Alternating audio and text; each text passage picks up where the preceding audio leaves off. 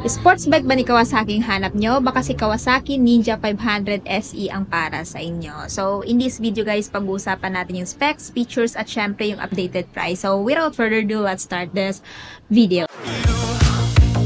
You've been knocked down and got up again. In a corner, you're surrounded, no defenders. You've hid your fury and kept it in. But it's time now, you ignite and turn to embers. Like a phoenix, you burst in a fire, burn. A thirst and desire, you transform. So, this one guys is yung all-new Kawasaki Ninja 500 SE.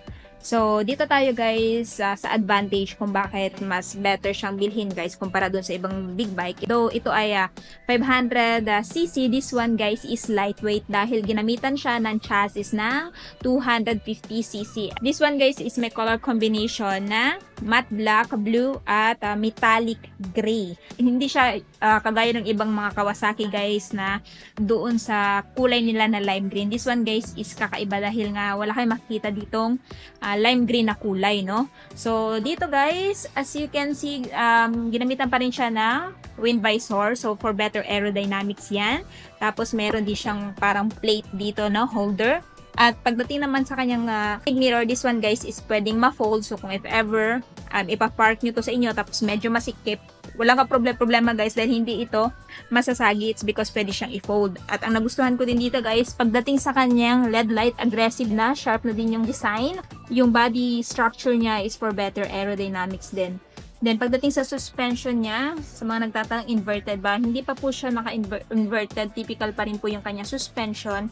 Pero yung nagustuhan ko sa kanya guys, equip siya ng ABS or anti-lock braking system. Pagdating naman sa kanya paludo dito sa front, as you can see guys, sharp na din pero hindi siya ganun kataas or hindi siya masyadong mahaba, no? Ayan.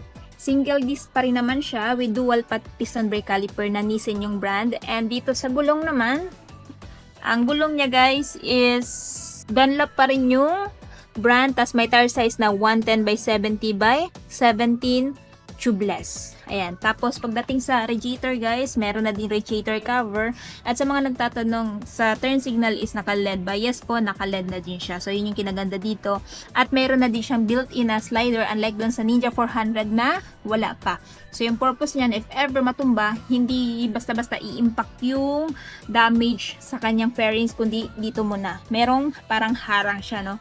Para pag halimbawa matumba itong sports bike na to. So, sa side, ito yung itsura niya sa side, guys.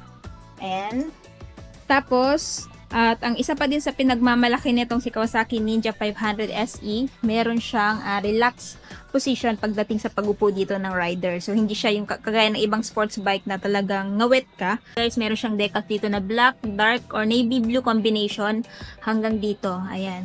Tapos yung Ninja na pangalan niya. And pagdating dito, hindi siya decals guys. Para siyang kasama sa paint, which is yung brand niya na Kawasaki. And dito yung kaya displacement na 500.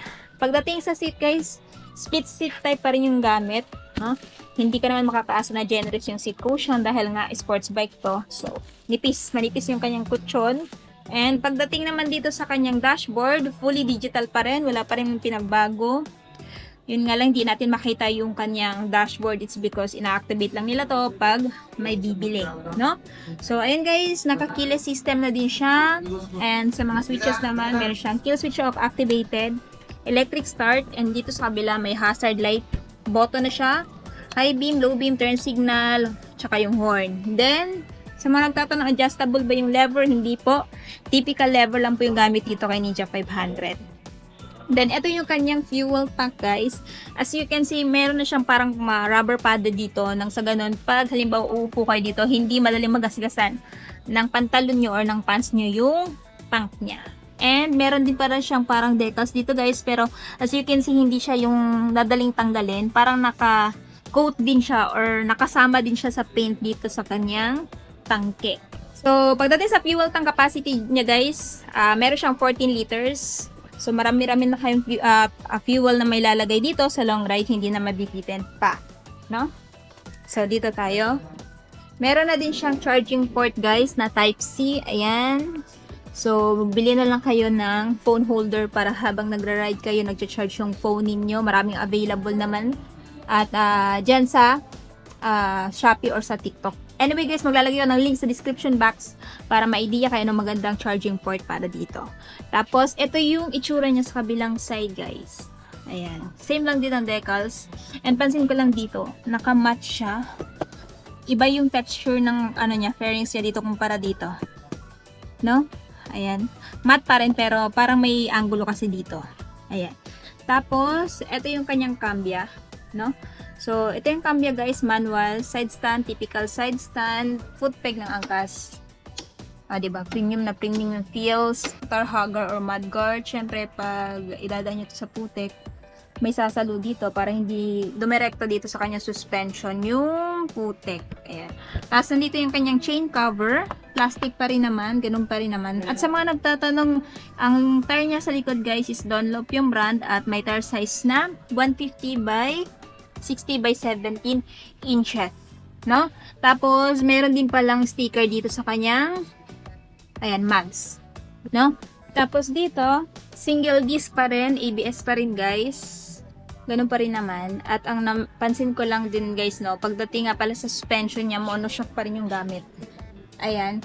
Tapos sa tambucho niya, syempre meron pa rin namang heat guard para hindi mapasok yung angkas mo at sa legs ng driver. Tapos nandito yung kanyang brake. At ang ginaganda dito guys, meron siyang window for oil. Window kasi ito ng oil guys.